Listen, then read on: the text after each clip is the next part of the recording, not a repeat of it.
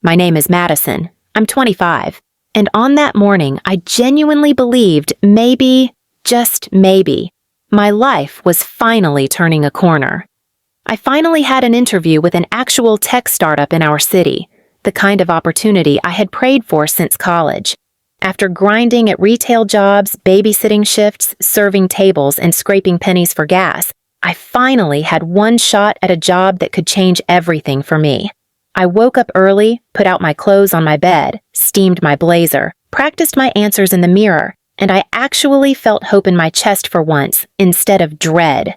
Please subscribe to our channel and tell us in comments from where are you watching this video. My younger sister Chloe strolled into my room while brushing her hair, not even knocking. She had her Starbucks drink in one hand and sunglasses on inside the house like she always thought she was a celebrity. "I need you to take me to the mall by noon," she said, flat like she was giving a servant a daily instruction. "I can't," I said calmly while zipping my portfolio case.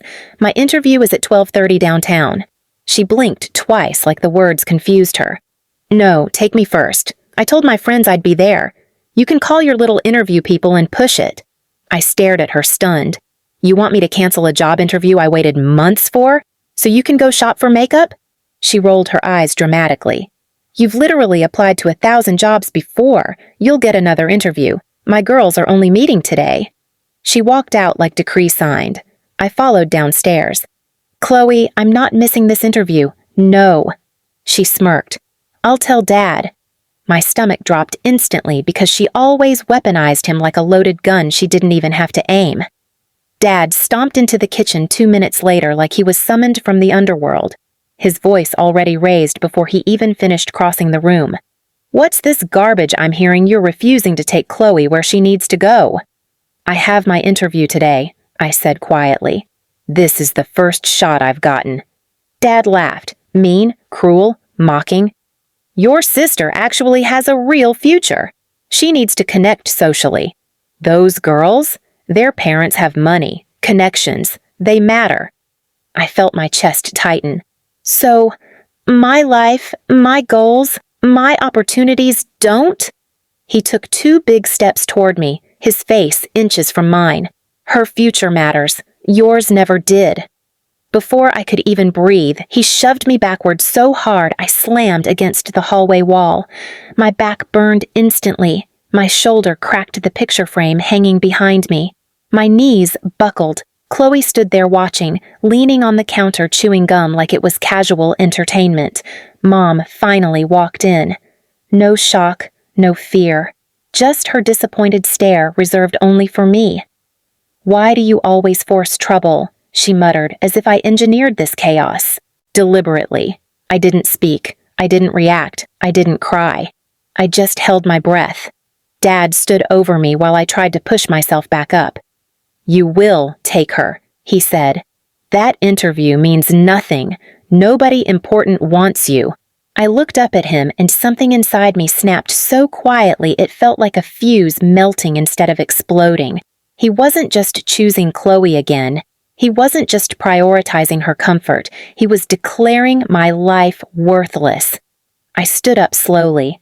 "I'm leaving," I said, "right now, for my interview." Dad barked out a laugh. "Try it. Walk out that door. You'll regret it." Chloe smirked. Mom crossed her arms. I picked up my keys from the counter. I walked toward the door slowly. Dad blocked it. For a moment, I genuinely felt like I was trapped in a cage with the people who wanted me powerless forever. I stared directly into his eyes. "I'm going to this interview whether you approve or not." I reached for my phone and pressed call, not for him, for someone else, and that someone answered immediately. Because this time, I wasn't doing this alone. This time, they underestimated how far I'd go to stop being disposable. When the call connected, I walked straight past my dad like he was just furniture in the way. He tried to grab my arm again, but I twisted out of it and stepped outside before he could slam the door shut again. I walked down the driveway while he yelled behind me like a man who couldn't believe his control wasn't working anymore. The person I called was Harper, my old college roommate, the only person who ever told me my dreams weren't stupid. She worked HR at a different branch of the same tech company I was interviewing for. I never wanted to use her connections because I always wanted to earn things myself. But today wasn't about pride anymore. Today was about getting free. The wind outside was cold, dry, and sharp, but it felt 1,000 times safer than that house. Harper picked up instantly. "Are you okay?" she asked, breathless, like she could hear the tension through the phone. "No, but I will be," I said. "I need a ride. He's trying to stop me from going." She didn't even hesitate. "Text me the address. I'll be there in 10. Don't go back inside. Stay visible." I walked to the sidewalk, heart pounding, hands trembling, but for the first time, I wasn't trembling from fear. I was trembling from my system realizing it was finally choosing myself. My parents stayed inside. They didn't come out. They did what they always did when punishment didn't land. They went silent. The silence of retaliation planning. I knew they weren't done. They never give up control that quietly. Harper pulled up in a silver SUV 10 minutes later, exactly like she promised. She rolled the passenger window down and stared at me like she already knew this wasn't the end of it. "What did they do this time?" she asked as I buckled in. "They tried to make me cancel the interview to take Chloe to the mall. Dad shoved me against the wall, told me my future never mattered." Harper didn't react shocked. She reacted angry. "I'm going to help you get this job, Madison," she said steady. "And then you are never going back to them again." We drove downtown, and she helped me rehearse the final question set. She fixed my collar. She gave me water. She kept saying, "You earned this. They won't stop you today. Not this time." The company lobby was glass and steel and white marble. Everything my parents insisted I'd never belong in. My interview lasted 47 minutes, and I crushed it. And for the first time, when I walked out, I actually believed I belonged somewhere. We got back into Harper's SUV and my phone had blown up again. But this time from Chloe. She didn't get a ride. Dad was furious. They drove to the mall and she was texting me nonstop. "You just cost me everything. You're so selfish. You're dead to us when you come home. I hope that job spits you out like trash." And I typed back one line, "I'm not going home." And I meant it. Harper took me to her apartment and insisted I stay the night. When I showered and changed into clean clothes, I stared down at my shoulder, already bruising from where Dad shoved me. It looked like a fingerprint of who they always expected me to remain, but tomorrow, I would not wake up as their possession anymore. That night, around 11 p.m., Harper walked into the living room holding her laptop. "Madison, I need you to look at something," she said, serious, tense, not excited. She opened an email she received from HR chat. The hiring director wanted to call me the next morning. My heart jumped. But then she pulled up another message from someone inside the company, one of the recruiters, telling HR privately, "Her father called here. He told us she's mentally unstable and dangerous to hire. Said she's unpredictable and violent. Said she attacked him this morning. He tried to sabotage us from considering her. My ribs went numb. My dad tried to ruin my name before I even got my call back. They didn't just want to control my future. They wanted to destroy it before it even started." Harper looked at me with fire in her eyes. "They just crossed a line. You can't ignore this anymore. They're not going to stop. If you don't strike back smart, they will ruin your career before it begins." This was no longer about one job. This was about making sure they never had the ability to sabotage me again. So that night, we planned. Not a poetic revenge. Not a symbolic message. Not one that depended on karma or silence. A direct, realistic counterstrike that would hit them exactly where they lived and exactly where they thought I was powerless. This time, they were going to face consequences that actually changed their lives forever. And I already knew exactly which part of their world I was going to burn first. When I woke up the next morning, the fear had been replaced by a cold, hungry clarity. Harper handed me a folder with printouts, the recruiter's private message, copies of my dad's threatening voicemail to HR, screenshots of Chloe's smug texts, and a transcript of the call where Dad lied about me being violent. She slid a small digital recorder across the table. "You recorded this?" I asked. "No," Harper said, "but they did." Turns out Dad called the company's HR line again that night and left a rambling voicemail trying to paint me as unstable. The recruiter forwarded it to HR with a worried note. That voicemail was sloppy, obscene, and full of threats about ruining a candidate.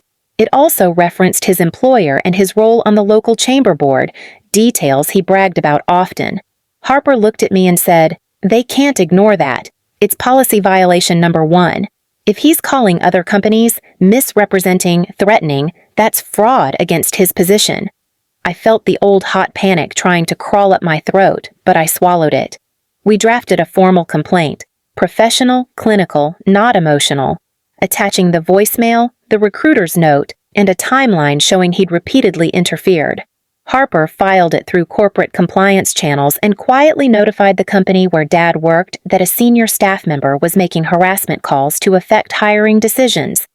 I watched her send the email, and for the first time in my life, it felt like I was finally using my brain, not my tears, as a weapon. Within 48 hours, the company HR responded. They had opened an investigation and temporarily suspended any external liaisons with Dad's firm pending review. I didn't gloat. I didn't celebrate. I simply sat in Harper's tiny kitchen and breathed through the ache I'd carried for years. 2 weeks later, HR called me into a private meeting. They apologized for what happened, offered me the position with protections, and explained that my complaint had triggered a chain reaction. The company Dad consulted for had begun its own review, and the chamber board he sat on was now being asked for clarification about his conduct. A month after that, the paper in my mailbox was small and bureaucratic. A letter from Dad's employer stating they could no longer justify his external advisory role due to repeated ethical complaints. He was stripped of his consultancy contract and removed from the chamber committee where he loved to posture. Mom called me once that week, voice tight with panic, not the practiced calm of accusation. "Madison, we need help. We don't know what to do." I listened to her for 30 seconds and then said, "You made choices. You can fix them yourself." She begged. She tried manipulation and tears and the old lines that used to fold me like paper. I replied, with one sentence, "You don't get to set my life on fire and ask me to save you from the smoke." I moved into my own tiny apartment 2 weeks later, my bruise still faint on my shoulder, but my mind finally clear. Chloe sent angry messages that faded into silence when her friends started keeping their distance from the family drama in the industry circles Dad had clout in.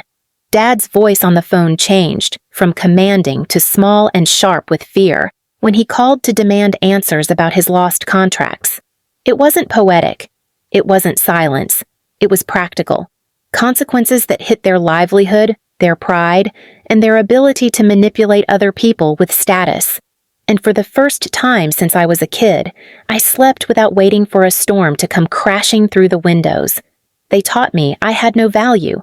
I taught them that value can be reclaimed with truth, paperwork, and refusing to be used as currency. When the final email came from HR offering me a permanent role and a relocation package, I smiled and closed my laptop. I didn't call them back. I booked a one-way bus ticket 2 days later and left the town that taught me what disposable meant. This time, I didn't look back. Please subscribe to our channel and tell us in comments from where are you watching this video.